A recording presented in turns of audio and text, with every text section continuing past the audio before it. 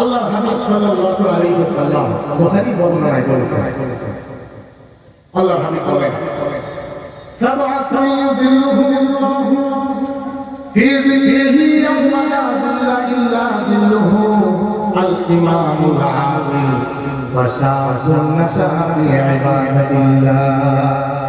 আল্লাহ হাবিব বলেন, কিয়ামতের দিনে হাসরের মাঠে যখন দুনিয়ার মানুষেরা বড় পেরেশান হবে, হাসরের মাঠে সবাই দিক হয়ে ছোটাছুটি করবে, কেউ কারো দিকে তাকাবে না, শহীদ হয়ে কেউ কারো দিকে তাকাবে না, সুপারিশের জন্য কেউ কাউকে টাকা দিতে পারবে না, কেউ কাউকে বরং পরিচয় দেবে না। আল্লাহর হাবিব বলেন, সেই দিন সূর্যটা একেবারে মাথার উপরে চলে আসবে, হাসরের মাঠে সূর্যটা একেবারে মাথার কাছে চলে আসবে। আল্লাহর হাবিব বলেন, সূর্যের প্রথমে তাপে মানুষের মাথা করতে থাকবে।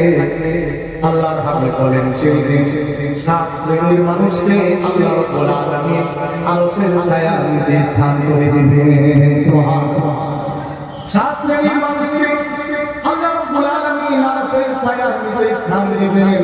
তার মধ্যে 1 নাম্বার হলো, আল্লাহর হাবিব বলেন, আল ইমামুল আদিল, যারা ন্যায় বিচারক, ন্যায় বিচারক বাদশা, ন্যায় বিচারক শাসক, ন্যায় বিচারক এমপি মন্ত্রী, ন্যায় বিচারক চেম্বার চেয়ারম্যান যারা হবে, ইমানের সাথে দুনিয়াতে যদি তারা ন্যায় বিচার প্রতিষ্ঠা করে, এই সমস্ত মানুষকে আল্লাহ রাব্বুল আলামিন আরশের ছায়ার নিচে স্থান দেবেন। সুবহানাল্লাহ।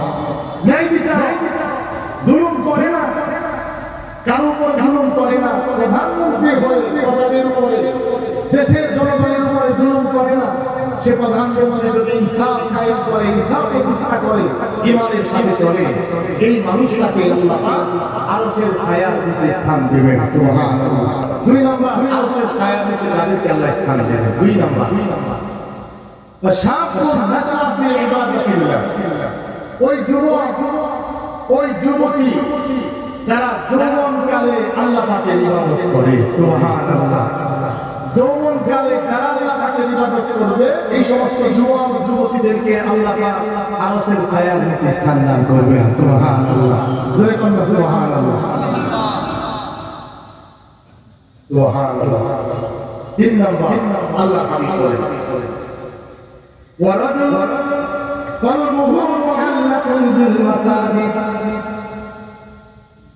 ওই লোক যার মসজিদের সাথে দিলটা জুড়ে থাকে। সুবহানাল্লাহ। মসজিদের সাথে দিল জুড়ে রয়েছে, তাকেও আল্লাহ হাসরের মাঠে আরশের ছায়ার নিচে স্থান দেবেন। সুবহানাল্লাহ। মসজিদ সংশ্লিষ্ট যে কোনো কাজ তার মর্যাদা বাড়িয়ে দেয়, তার গুনাহকে মাফ করে দেয়। সুবহানাল্লাহ। 4 নম্বর, আরশের ছায়ার নিচে যাদেরকে স্থান দেবেন। 4 নম্বর, রাজুলুন দাআতহু ইমরাতুন যাতু মানসাবিন ওয়া জামাল ফাকালা ইন্নী আখাফুল্লাহ। কোন মানুষ, কোন যুবক, কোন যুবতী তাকে যখন তার অপোজিট কেউ তাকে ডাকে, গুনাহের কাজের জন্য ডাকে, জিনা ব্যভিচার করবার জন্য কেউ যদি তাকে ডাকে, এই মানুষটা বলে, আমি আল্লাহকে ভয় পাই, আমি জিনা ব্যভিচার করব না, আমি আল্লাহকে ভয় পাই। আল্লাহ ভয়ে যে লোকটা জিনা ব্যভিচার থেকে বিরত থাকে, এই মানুষটাকে আল্লাহ পাক আরশের ছায়ার নিচে স্থান দান করবেন। সুবহানাল্লাহ। তাহলে 1 নম্বর, ইমামুল আদিল, ন্যায় বিচারক বাদশা, ন্যায় বিচারক শাসক। 2 নম্বর, ওই যুবক, যে যুবক যৌবনকালে আল্লাহ পাকে ইবাদত করে। 2 নম্বর।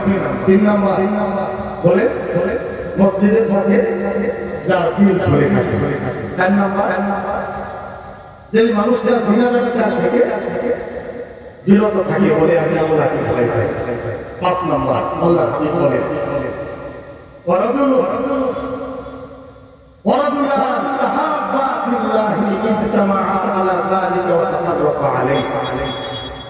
একজন আরেকজনকে কেবলমাত্র আল্লাহর খুশির জন্য ভালোবাসে, যারা আল্লাহর খুশির জন্য পরস্পরকে মহব্বত করে, এই মানুষদেরকে আল্লাহ পাক হাসরের মাঠে আরশের ছায়ার নিচে স্থান দান করবেন। সুবহানাল্লাহ।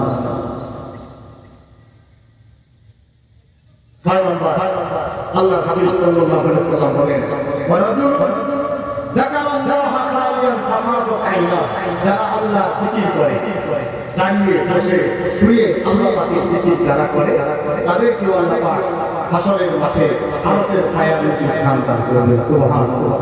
7 নাম্বার আল্লাহ হাবিব বলেন ওয়া তাসাদদাকা বিসাদাকাতিন ফাআখফাহা হাত্তা লা তা'লামু শিমালুহু মা তুনফিকু ইয়ামিনুহু।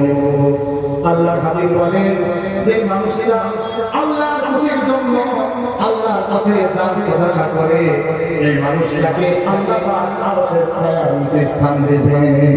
সুবহানাল্লাহ। যারা আল্লাহর রাস্তায় দান সাদাকা করে নিজেদের সম্পদ নিজেদের টাকা পয়সা এগুলি অবশ্যই মহব্বতের ভালোবাসা, কিন্তু এই ভালোবাসার সম্পদকে আল্লাহর খুশির জন্য আল্লাহর রাস্তায় যারা দান সাদাকা করে তাদেরকে আল্লাহ পাক আরশের ছায়ার নিচে স্থান দান করবেন। সুবহানাল্লাহ।